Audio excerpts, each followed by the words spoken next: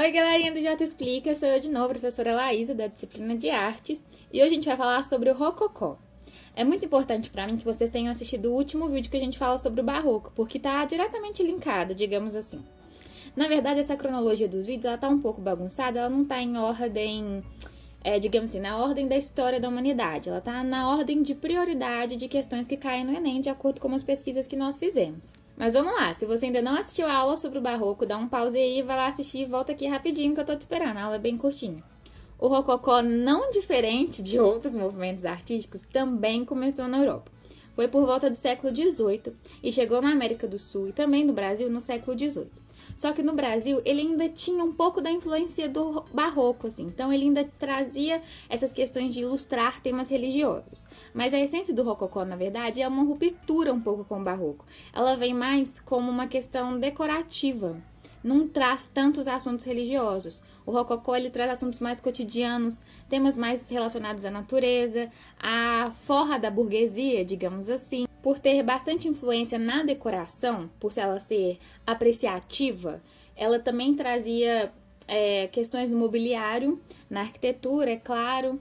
Então, as pinturas elas não tinham esse enfoque na religiosidade, apesar de ilustrarem tetos também, talvez até igrejas, não eram tão fortes como o barroco. Elas eram mais claras, de cores mais vivas e não tinham as questões das expressões fortes que a gente viu que tinha no barroco também. Ela era uma arte mais consumida pelo clero, assim, não era uma arte popular, né? Nessa época tinha muito esse costume. Então ela retratava os costumes da burguesia. Você não vai ver, por exemplo, tão comumente assim, pessoas pobres sendo retratadas, sabe? É mais retratos de pessoas importantes, situações. Era que você olhasse aquelas obras e que você sentisse prazer e esquecesse dos seus problemas cotidianos. Era, como eu disse anteriormente, uma obra de arte unicamente apreciativa. Ela não tinha uma função igual tinha no barroco de impor a religião, digamos assim. Tanto que era muito comum você ver questões de nudez no rococó. Coisa que não se via no barroco, a não ser nos anjinhos, né? Não se tinham mulheres nuas, por exemplo, nas obras do barroco. Mas é importante dizer que existem influências. Os períodos são muito perto, então as coisas acabam se misturando, principalmente no Brasil. Então não estou dizendo que você não vai ver anjos, santos, motivos religiosos no rococó. Vai ver, mas é muito menos. Outra coisa muito diferente do rococó pro barroco é aquele excesso de adereço, aquele excesso de curvinhas douradinhas e, sabe, chega a ser quase poluído, assim. O rococó, ele é mais limpo, é um movimento que ele é mais claro mesmo. Fora a questão da luz nas artes, nas pinturas principalmente, vocês vão entender que elas é bem distinto, assim. Então, as pessoas confundem mais por características próximas ao período e porque no Brasil deu uma bagunçada. Mas aguardei que a gente vai ver um pouquinho de como que era bem diferente. O rococó na arquitetura apresenta atributos que se assemelham mais ao mundo real. Os tetos normalmente apresentavam pinturas de paisagens e outras representações da natureza. As linhas, apesar de curvas, eram mais delicadas e fluidas, não eram tão embaraçadas como no barroco. As cores eram mais suaves e tinham um caráter mais lúdico, além de estruturas menores e mais baixas, diferente das igrejas de colunas super altas que a gente via no barroco. As estruturas dos edifícios eram mais limpas e de portas e janelas maiores. Mais limpas, que eu quero dizer, é que elas não tinham tantos adereços, e além das decorações poderem se expandir para os jardins, até mesmo em estruturas de ferro.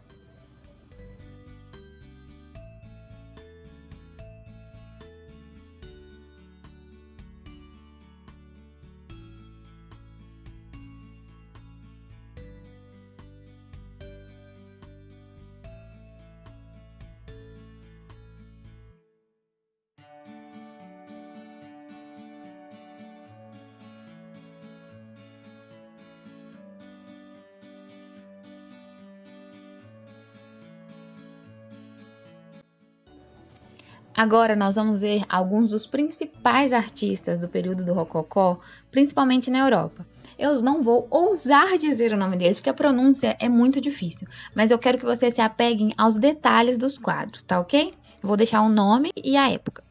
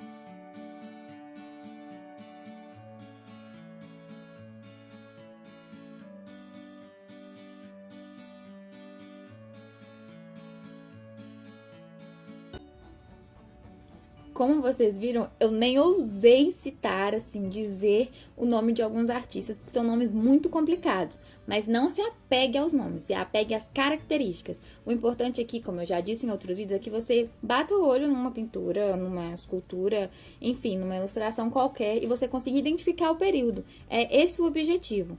Aí as pessoas às vezes perguntam assim, né? Já me perguntaram também. Nossa, mas qual o sentido de estudar a história da arte numa prova tipo Enem? Né? Porque não tem uma disciplina específica, tipo matemática, por exemplo.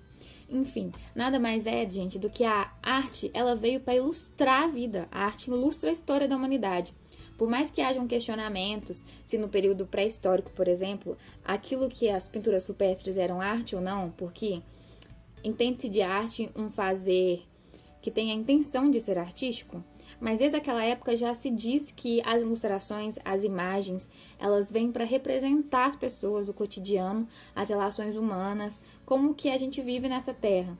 Então, talvez se você conseguir identificar, souber o mínimo mesmo de história da arte, identificar os principais períodos, você consegue se guiar até mesmo em qual movimento que você tá. E a arte, ela traz, até hoje, influências no nosso cotidiano. A nosso conceito de belo, o nosso conceito estético pré-moldado, digamos assim, está diretamente ligado ao que já foi produzido de arte e o que está sendo produzido de arte até hoje. Então, eu repito, mesmo que você tenha dificuldade de entender alguns artistas, tente se apegar mais nas características. Eu tenho certeza que se você assistir os últimos vídeos, você já vai conseguir identificar algumas coisas muito diferentes nesse daqui. Tá bom? Eu espero muito ter te ajudado. Até a próxima.